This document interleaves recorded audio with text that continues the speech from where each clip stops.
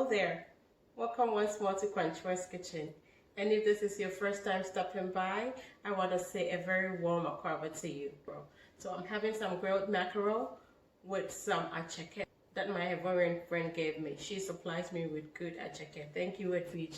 We're having the atsieke for dinner, and I'm going to have it with some oven grilled mackerel. It is a very simple recipe, and I hope you take something from it. I hope you like it, and I hope it's helpful to you. I just wanted to say a big thank you for your likes, your comments, and your subscriptions. And I thank you for sharing the videos. I am overwhelmed with how good the channel is doing so far. It is beyond my imagination, and I hope you continue to keep the channel going. I hope you continue to share the videos, like, comment, subscribe if you haven't subscribed yet. My husband, he loves mackerel so much. Like when you grill mackerel, he just wants to, I have to freeze it right away. That's the only way to keep him from eating it. So I stick it in the freezer. But that is that good anyway. So I hope you enjoy it. I hope you like it.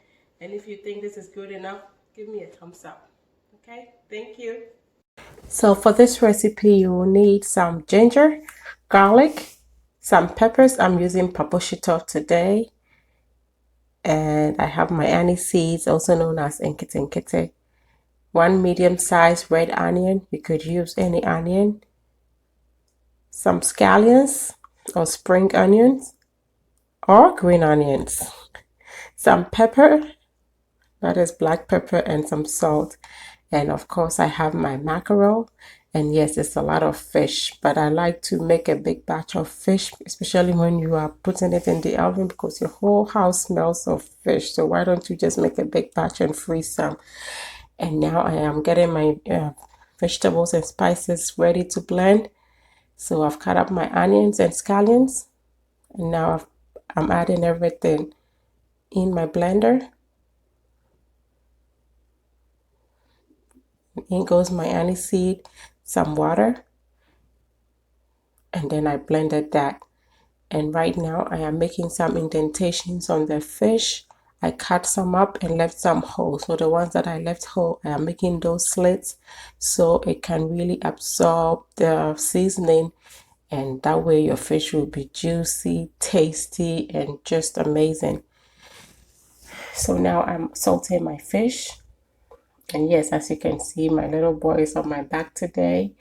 This video took forever to make. I actually had to stop and make it another day, but hey, I'm happy doing this. And no matter what, motherhood is not easy. Having a baby is not easy, but life goes on. You don't just sit idle when you have that. So I put my blended mix onto my fish, added a little bit of olive oil, extra virgin olive oil, and I'm going to make sure my fish is coated thoroughly. And now I'm putting them on my grill rack.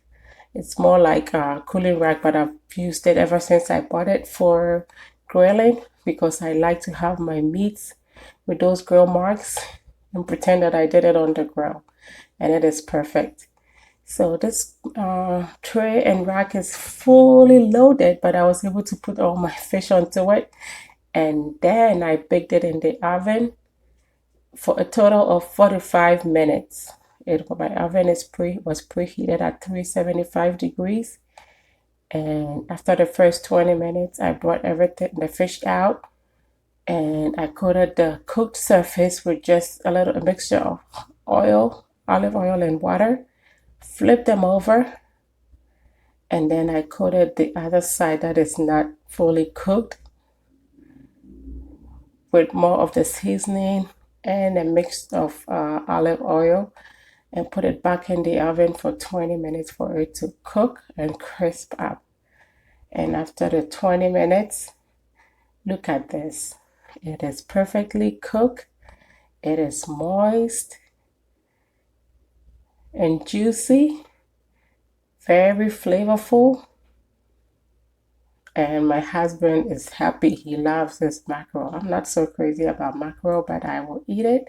I like it, but I'm not crazy about it. But he can have it all day long if you let him. This really went well with the atsieke. We really, really enjoyed it. I had some rice with some. I froze some and I actually made the banku that I shared with you recently with some of this fish, and everything was good. So until I come your way next time with something good, be loving, be kind, be happy.